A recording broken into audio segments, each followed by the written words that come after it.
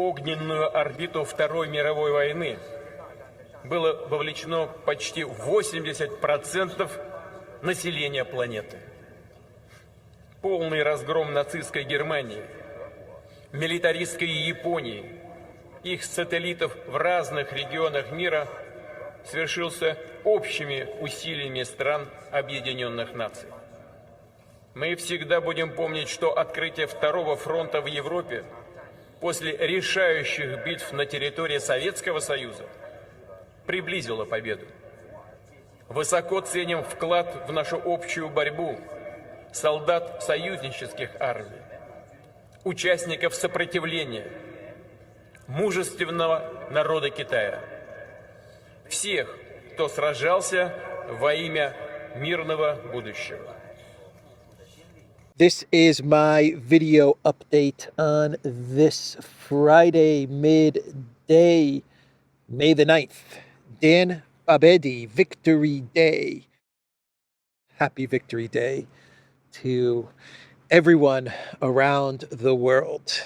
Let's talk about some news. And let's start things off with the Victory Day parade in Moscow in Red Square. Putin gave his speech and he said, "We remember the lessons of World War II and will never agree with attempts to justify the executioners and slander the true victors." Well said. Putin, during his speech at Victory Day with so many world leaders at the event, Putin sitting next to Xi Jinping. He was there by Putin's side. Lula was there, Vucic there, Fico there. Lukashenko, very excited when he saw the Belarusian military marching in Red Square, the Chinese military, the Egyptian military. So many militaries marching in Red Square, celebrating May 9th. An impressive parade, and still going on, actually. It is still ongoing. So we are getting reports that Putin and Xi, they are going to fast track the power of Siberia too. They held very long meetings yesterday. I read somewhere that the meetings between Putin and Xi were 7 hours long, either 4 or 7 hours. Either way, that's a pretty long meeting between the two leaders. And the power of Siberia too, that is going to be fast-tracked. Russia needs China, and after this Liberation Day trade war that Trump launched against China, China now absolutely needs Russia in a big way.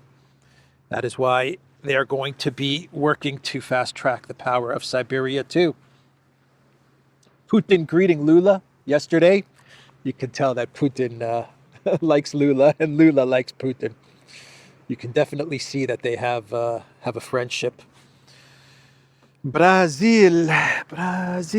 What else?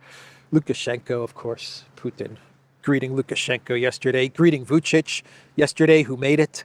Bravo, Vucic. You did it, my man. You made it to Moscow. I made a mistake yesterday. I said that Vucic went through Doha. Thank you to everyone in the comments who pointed out that Vucic went through Azerbaijan, right? Yeah, he went through Azerbaijan. But he made it. That's what matters. And Fico, the heroic Fico, representing Slovakia, he finally made it to Moscow. I believe he arrived at 9:30 or 10:30 in the evening. I'm not even going to explain Fico's route. He did not go through Poland. That was another mistake I made yesterday. But I think he went through through Hungary and then Bulgaria, and he went all around the world, but he eventually made it to Moscow as well. And I think the whole world was happy, well, except for the European Union. The whole world outside of the collective West was very happy to see Vucic and Fico in Moscow. So good on them. All right, so I hope everyone is watching the parade, and I hope they enjoy watching the parade. I had the honor and the privilege of attending a May 9th event.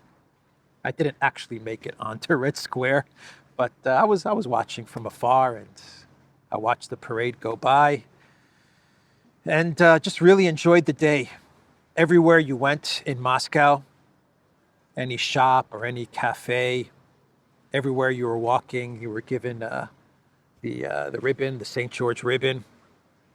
And I remember some people gave me a hat as well, which was really cool. Anyway, I think that was 2018. 2018, yeah, or 19. But it was an incredible day. We'll never forget it. Hopefully one day I can attend another May 9th event.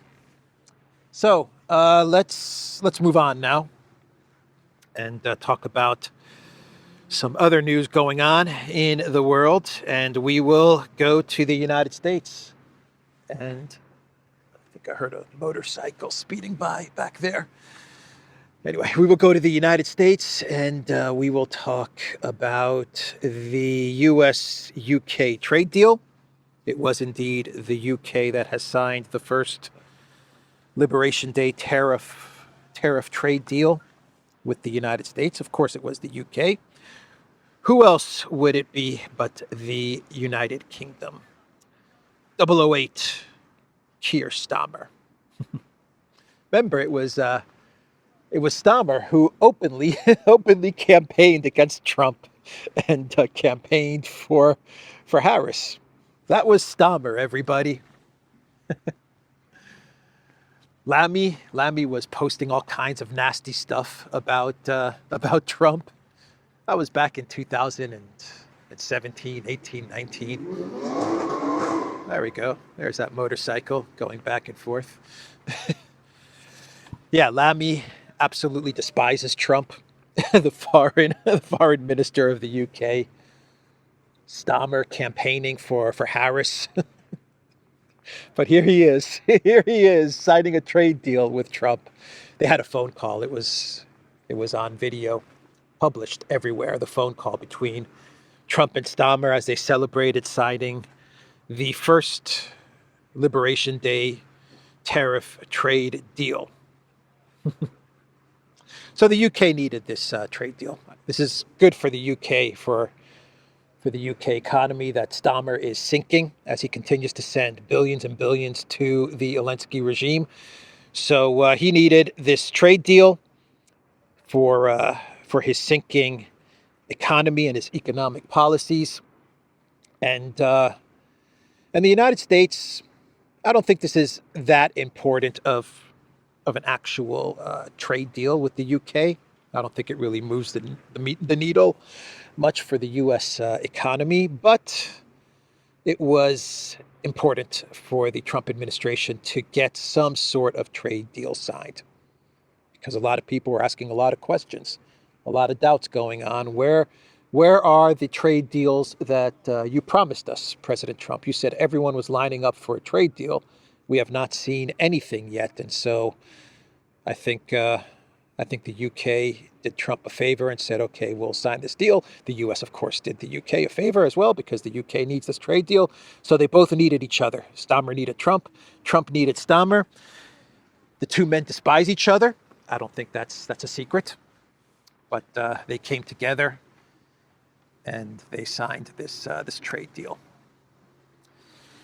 So that was the big tariff announcement, the tariff deal that went down yesterday. Trump was talking it up yesterday. The mainstream media was saying it was the UK that was going to sign the trade deal, and sure enough, it was the UK. Trump, he gave a press conference after the deal was signed with the UK and with 008. And he was asked, of course, about Project Ukraine.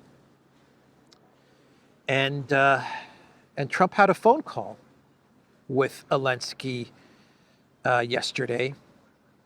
And in this phone call, Trump posted it on Truth Social, so we kind of don't even need a readout because Trump posted the results of the phone call on Truth Social. But Trump said that he now supports a 30-day unconditional ceasefire. Yeah, Trump now supports a 30-day unconditional ceasefire. Exactly what the UK, the EU, and Elensky support. A 30-day, immediate 30-day unconditional ceasefire. Elensky, he put out a statement and he said that Ukraine is ready for an immediate 30-day ceasefire as well after he spoke with President Trump, U.S. President Trump, and this is what Trump posted on Truth Social. Talks with Russia, Ukraine continue. The U.S. calls for, ideally, a 30-day unconditional ceasefire. Hopefully, an acceptable ceasefire will be observed, and both countries will be held accountable for respecting the sanctity of these direct negotiations. What direct negotiations, anyway? If the ceasefire is not respected, the U.S. and its partners will impose further sanctions. He's talking about Russia. Thousands of young soldiers are dying on a weekly basis, and everybody should want it to stop. I do, and the United States of America does also. As president, I will stay committed to securing peace between Russia and Ukraine, together with the Europeans, and the lasting peace it will be. This ceasefire must ultimately build a peace agreement. It can all be done very quickly, and I will be available on a moment's notice if my services are needed. Thank you for your attention to this matter. Okay, so now the Trump administration is perfectly aligned at the moment, because this can change tomorrow, but at the moment, Trump is perfectly aligned with the European Union, the UK, and the Elensky regime when it comes to Project Ukraine. There are no direct negotiations. The U.S. is not a mediator. The U.S. is a party to the war. There are no direct negotiations going on. There were about a month or two ago. There were bilateral talks taking place between the United States and Russia, and that was the right way to approach this. But Trump decided to listen to Kellogg and to Lindsey Graham and to ditch the Witkoff bilateral talks and to move closer to the UK, the EU, and Ukraine. And now he is calling for a 30-day unconditional ceasefire, which Russia has said about a gazillion freaking times that they're not looking for an unconditional ceasefire. They don't want an unconditional ceasefire. An unconditional ceasefire does not resolve the root causes of the problem. And of course, everybody knows that an unconditional ceasefire is just a way for Ukraine and for NATO to rearm and to rebuild the military, so that they can continue to fight Russia, and of course to stop Russia's advance and Russia's momentum, because Russia is winning. They are advancing. They're grinding down the NATO proxy, and of course they would want an unconditional ceasefire. They want a freeze.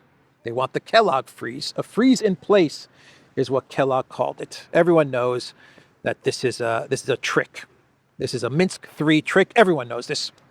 Even Trump knows this. Trump knows this. Stammer knows this. Zelensky knows this. Of course, the Russians know this. I know this. You know this. But here is Trump just repeating everything that Elensky told him on the phone call, which is how Trump operates.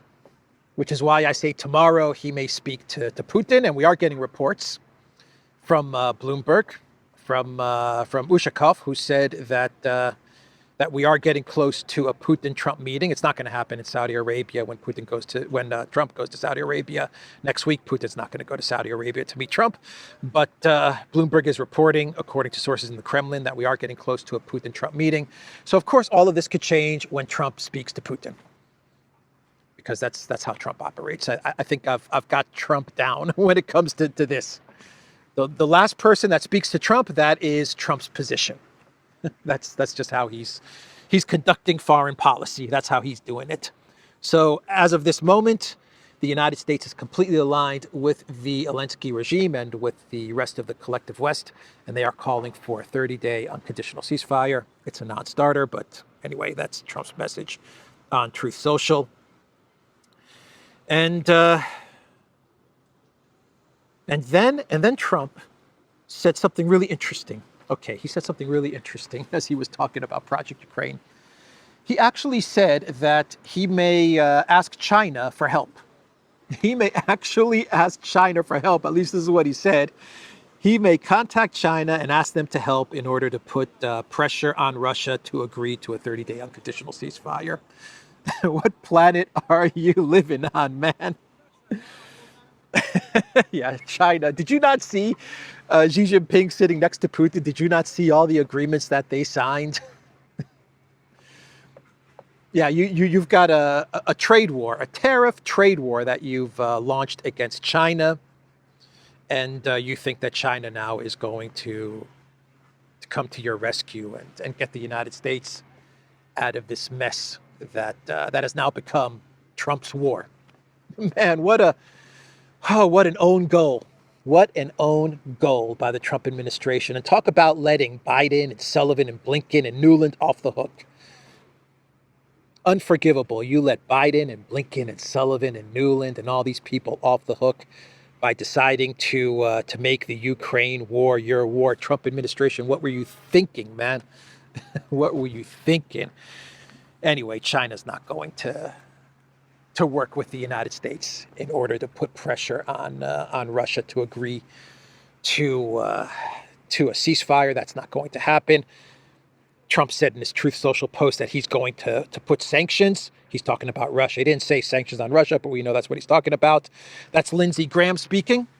That's the Lindsey Graham influence. 500% tariffs on any country that decides to purchase Russian oil. Secondary sanctions, according to Lindsey Graham. Why 500%? Why not make it 100 gazillion million percent sanctions on any country that buys Russian energy? Why 500%? A gazillion percent.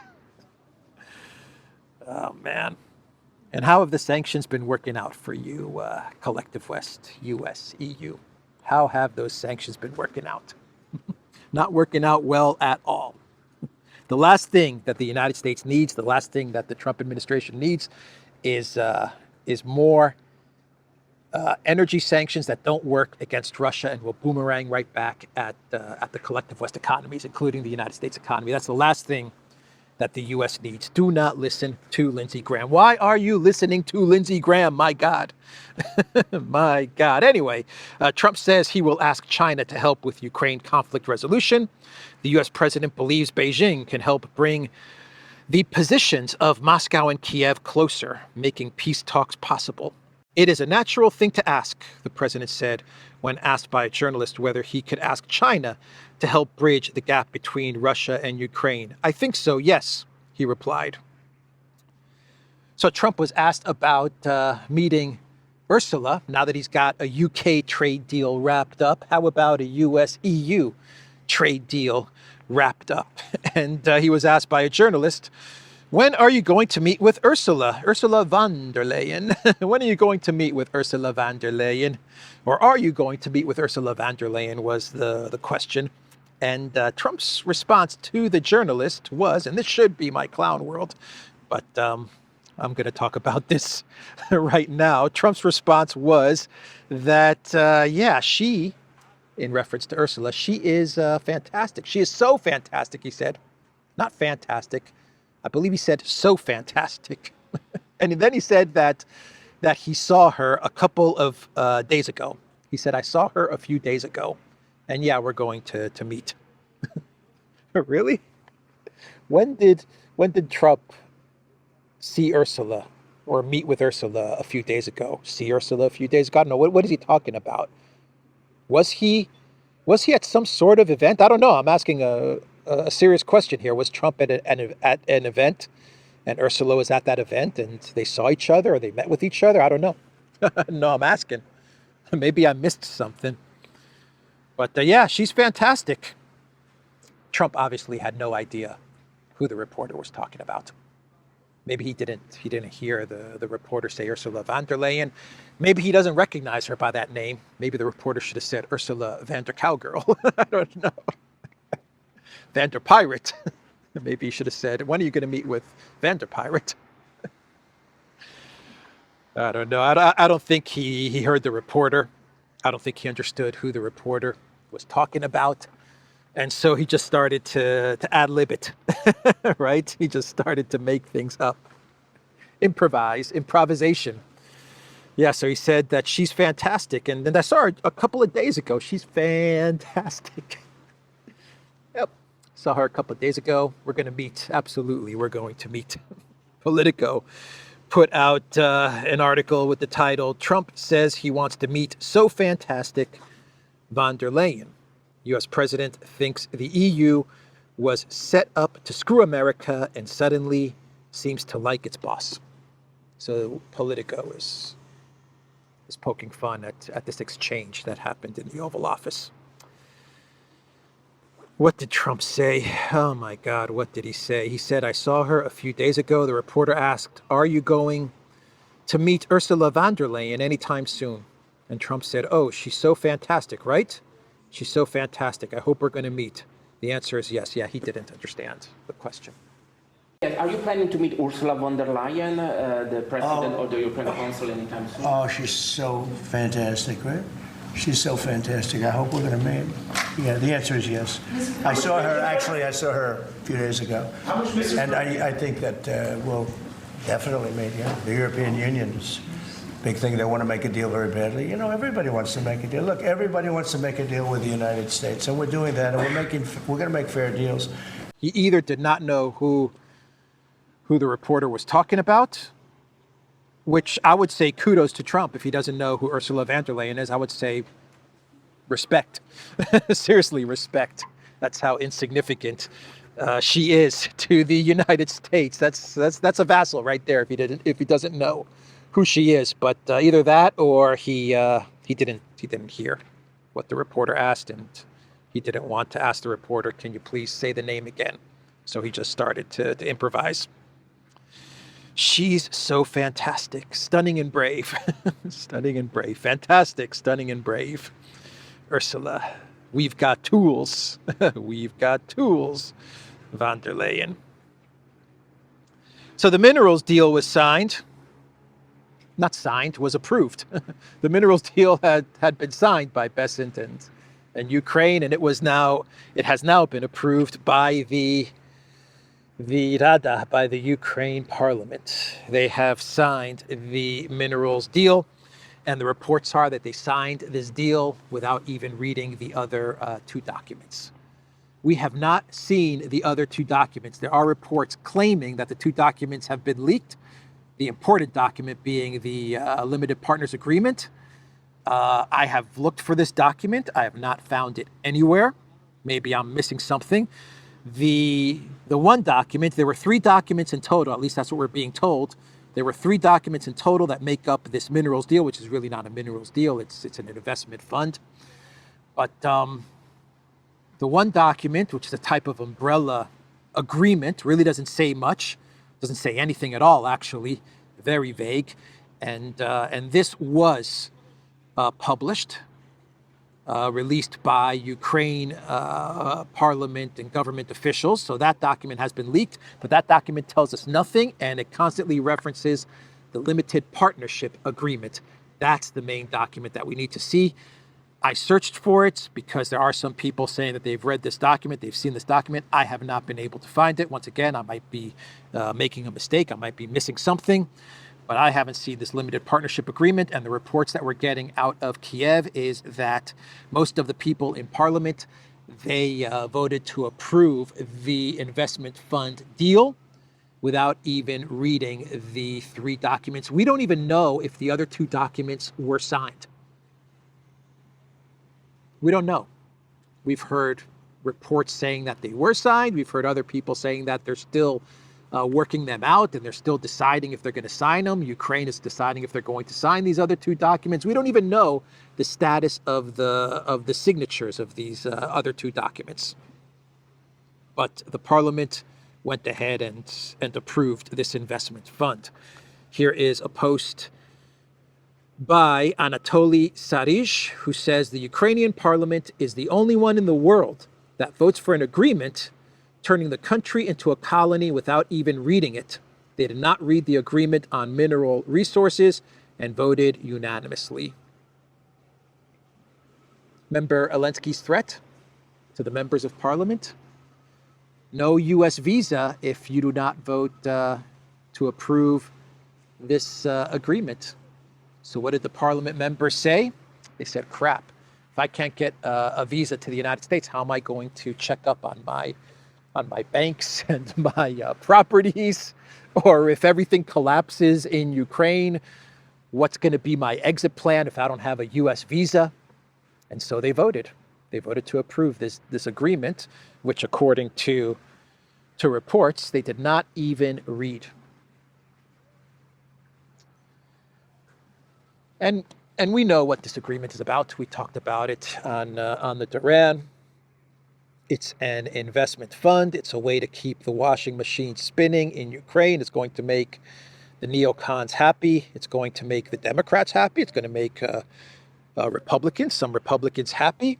It's going to make the think tanks and the NGOs and the military-industrial complex very happy.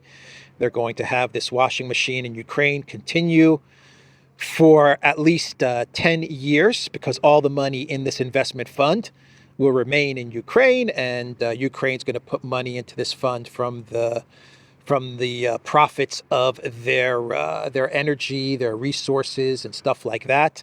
That's how they're going to contribute to this fund. The U.S. is going to contribute to this fund via direct investment or by giving weapons to the Elensky regime on credit. And the money in the washing machine is going to be in Ukraine. It's going to stay in Ukraine in this account, and it's going to go round and round and round.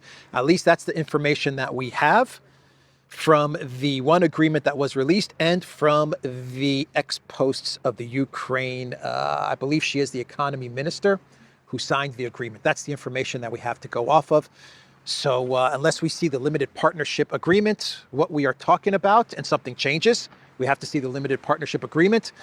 But going off of the information that we do have, this is an investment fund meant to open up an offshore account in Ukraine, which will keep the money put into this account in Ukraine for 10 years. That's what we're talking about. And we had a statement from the finance minister of Ukraine, Sergei Marchenko, yesterday, who revealed that Ukraine's debt doubles in 3 years. Ukraine's debt doubles in 3 years. And he also said that Ukraine will be unable to repay its foreign creditors in the next 30 years, with public debt nearing 100% of GDP. The economy minister added that Ukraine will continue to borrow money. So it will not be able to pay its debts for 30 years. Everything's doubling. But you know what? We're going to continue to borrow. If you keep on giving us the money, we'll continue to take it. Of course, they will continue to take it. And when it all collapses, all the money is going to disappear. It's going to go bye-bye. And then one day, maybe 3 or 4 years from now, we're going to get a report from the Daily Mail or from the Telegraph that some former Ukraine generals or military officials, along with some former NATO generals and military officials, have decided to buy a UK football club or a Spanish football club. And everyone's going to ask, where did they get the money to buy this football club? You watch. That's exactly what's going to happen. I don't know what's going on this evening here. I wonder what event is taking place. Maybe something for May 9th. I don't know. Maybe. That would be cool. So that's the news from Ukraine. Let's shift gears, return back to Trump, but talk about Netanyahu and Israel, because we are getting two reports connected to Netanyahu and Trump. And one of the reports is claiming that Trump is cutting off his support of Netanyahu. And the report claims that Trump is doing this because he feels as if Netanyahu has been manipulating him. That's the report. And the other news is that the Trump White House is going to be delinking the Saudi nuclear deal and Israeli-Saudi diplomatic ties. So those are two reports that we're getting connected to Netanyahu and Israel and the Trump administration. This is coming from TRT, but it's being reported by all of the mainstream media outlets, and they are saying that Trump reportedly cut ties with Netanyahu over manipulation concerns. Israeli Army radio says U.S. President Donald Trump has cut off direct contact with Benjamin Netanyahu amid growing bilateral tensions. So according to the reports, there was some sort of an Israeli army radio official told the media that the Trump administration is going to be cutting off ties, support to Netanyahu. Some of this is connected to Mike Waltz and everything that happened with Mike Waltz and Signal, the Signal chat app that he was using to speak with Netanyahu or stuff like that. I talked about this in a video I made a couple of days ago. But some of this is connected to Mike Waltz. Some of this is just that President Trump just feels like Netanyahu has not been dealing with him in a straightforward way. Anyway, Trump is feeling like he's being manipulated by Netanyahu, and so he's cutting him off. If you want to believe this, it's up to you. I'm just reporting this story. I personally don't believe it, but that is the news that we are getting. The whole narrative about this coming from some sort of an army radio, I don't know, it just sounds very, very fishy. Doesn't sound very solid, but it's making the rounds, this story. The other report, which is that Trump delinks Saudi nuclear deal from Israeli normalization with Saudi Arabia, is actually coming from Reuters. So Reuters is saying that, and this is big news actually, is saying that Trump is going to pursue some sort of a nuclear deal with Saudi Arabia, a nuclear energy deal with Saudi Arabia. And he's not going to make it contingent on Saudi Arabia recognizing Israel. Let's see here. The U.S. is no longer demanding that Saudi Arabia normalize relations with Israel to move forward with talks on establishing a Saudi civil nuclear program, Reuters reported on Thursday. So the Biden White House was actually working on this as well. They were working on a nuclear energy deal with Saudi Arabia, and they were making it, they were connecting it, linking it to Saudi Arabia, recognizing Israel, and that fell apart on October the 7th. And Saudi Arabia, for their part, they're saying that they will not normalize relations with Israel until the situation in Gaza and the Palestinian two-state solution is agreed on. So that's what Saudi Arabia has been saying, and now it looks like the Trump administration, they're delinking all of this stuff, according to Reuters. That's what they're saying. So they'll be able to deal with Saudi Arabia. Remember, Trump is going to be there next week So Trump will be able to do some sort of a nuclear energy deal with Saudi Arabia. All the other conditions are going to be dropped. And there you have it. This is big news, actually, if it is true. If Reuters is reporting the truth here, then it is big news. We will wait next week, perhaps next week, when in Saudi Arabia, perhaps Trump will announce some sort of a nuclear energy deal, and there will be no announcement from Saudi Arabia that they're going to normalize relations, diplomatic relations with Israel. If that is the case, then this is indeed a big development, and maybe if that does happen next week, then maybe this points to the story about cutting off Netanyahu to be accurate. That could be what's going on here. We'll wait and see till next week. Anyway, that's the news coming out of the Trump White House. And India, Pakistan, you know, I don't have anything to report on this because there's so much fog of war. I mean, I've got stuff that I could say about the escalating conflict between India and Pakistan, and it does look like it's escalating, but there's also so much fog of war. I don't know what to believe. I really don't know what to believe. I think we're going to have to also wait a couple of days to see where this is heading. We are getting reports, verified reports actually, because a lot of accounts have been taken down, that India has asked X to remove 8,000 to 9,000 X accounts because of their reporting on the tensions and the conflict between India and Pakistan.